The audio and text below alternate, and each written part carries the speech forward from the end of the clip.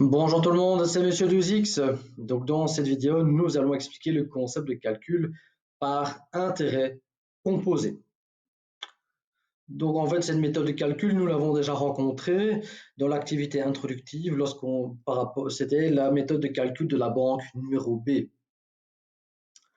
Donc les notations restent identiques par rapport au calcul par intérêt simple. Le seul changement, c'est l'hypothèse de travail. Par intérêt composé, les intérêts périodiques sont constamment calculés sur le capital à rembourser, qu'on devrait rembourser la période précédente. Donc allons-y pour l'explication, de nouveau sous forme de tableau. Donc aujourd'hui, l'année 0. Dans nos notations, qu'est-ce qu'on va devoir rembourser, calculer? On doit calculer ces zéros. Est-ce qu'il y a un supplément aujourd'hui lorsqu'on emprunte aujourd'hui? Non, il n'y a aucun supplément si on rembourse tout aujourd'hui. Et donc, quel est le montant à rembourser si on rembourse tout aujourd'hui? Eh bien, simplement, c'est zéro. Que se passe-t-il après un an? Dans nos notations, on va devoir rembourser C1. Y a-t-il un supplément? Oui, il y a un supplément. Comment le calcule-t-on? Lisons attentivement l'hypothèse de travail. Il est calculé comme un pourcentage du montant à rembourser la période précédente. Donc la période précédente, c'est à 0. Qu'est-ce que je dois rembourser? C'est 0. Donc le pourcentage le supplément que je dois y ajouter, c'est donc I fois C0. Et donc ce que je vais devoir rembourser après un an, c'est C0 plus I fois C0. Alors, c'est exactement le même montant que par intérêt simple. Donc, ici, il y a peut-être une petite propriété à observer. Donc, pour un an, après un an, ce qu'on rembourse à intérêt simple ou au composé, c'est totalement identique. Et donc ici, ce qu'on va faire, c'est pour simplifier les calculs par après. On remarque qu'on peut mettre C0 en évidence, et donc il va me rester 1 plus I. La deuxième année. Qu'est-ce que je vais devoir calculer? Je vais devoir calculer C2. Est-ce qu'il y a un supplément la deuxième année? Oui, il y a un supplément. Comment est-il calculé?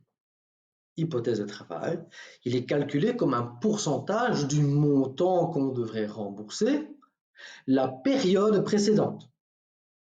Donc ici, vu que la période c'est l'année, on va voir l'année passée ce qu'on doit rembourser.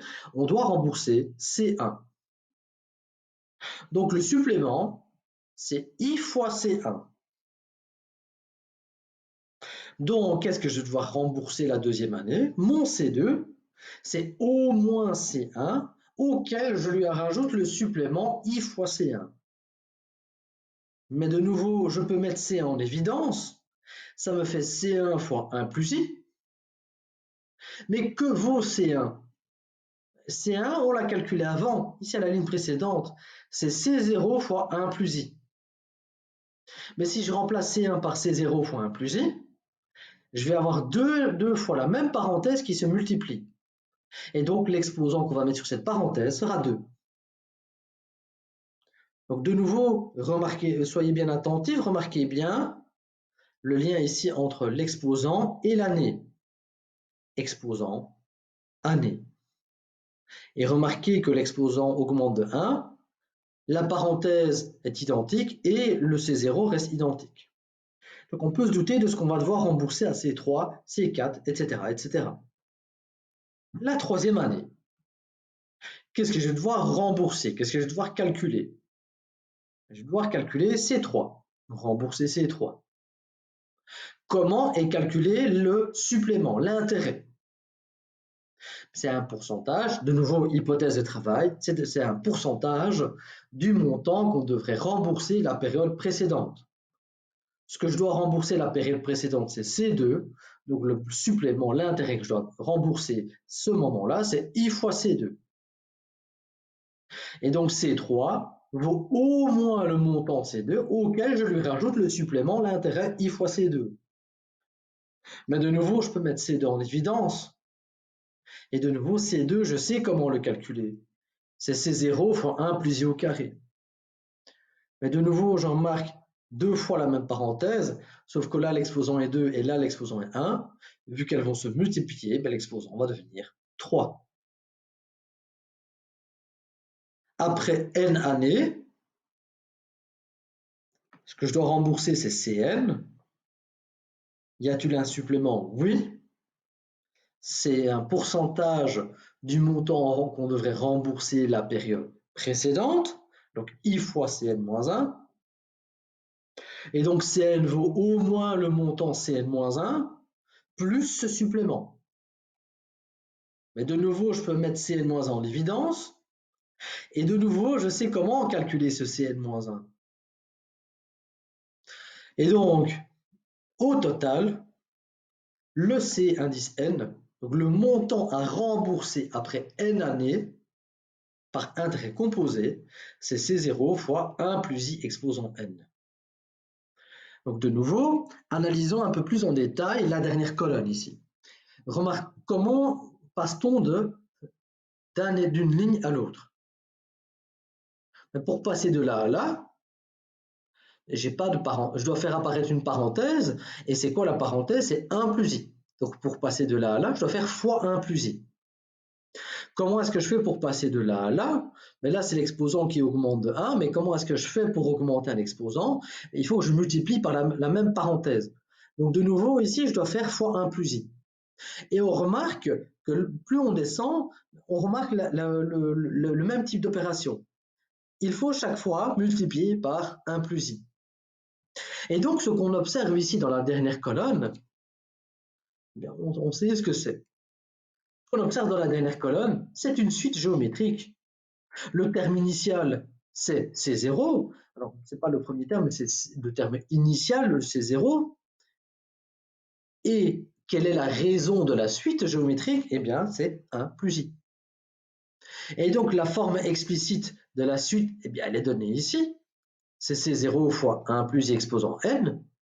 Et l'intérêt, le supplément que je vais devoir payer au total, il n'y a rien qui change par rapport aux intéressants. On fait le montant total qu'on rembourse moins le montant initial. Et ça vous donne l'intérêt total qu'on donne à la banque ou au prêteur. Alors, on va donner 2 exemples de calcul. Ici, on suppose toujours Jean-Michel, mais cette fois-ci, il veut donc acheter une voiture qui coûte 18 000 € et le taux d'intérêt est de 6% à intérêt composé et on va supposer que la durée est de 5 ans. Donc ici, quelles sont nos données? Ah oui, donc qu'est-ce qu'on va devoir rembourser? La question qu'on se pose naturellement, c'est combien va-t-il rembourser après ces 5 ans au total? Donc les informations données, ben, c'est C0, ce qui vaut 18 000. On nous dit que I vaut 6%, attention, par intérêt composé, et la durée, c'est 5 ans. Donc attention ici, le taux est annuel.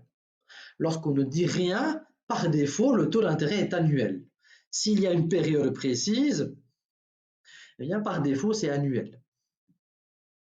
Et donc, qu'est-ce qu'on doit calculer? On doit calculer C5, le montant à rembourser au bout des 5 ans. Donc, on prend la formule par intérêt composé, on remplace n par 5, C0 par 18 000 et I par 0,06. On calcule à la calculatrice et on doit rembourser 24 088,06 €. Et donc l'intérêt qu'on va devoir payer au total, on fait montant total moins montant initial. Et donc ça, on doit payer un supplément de 6 088 €.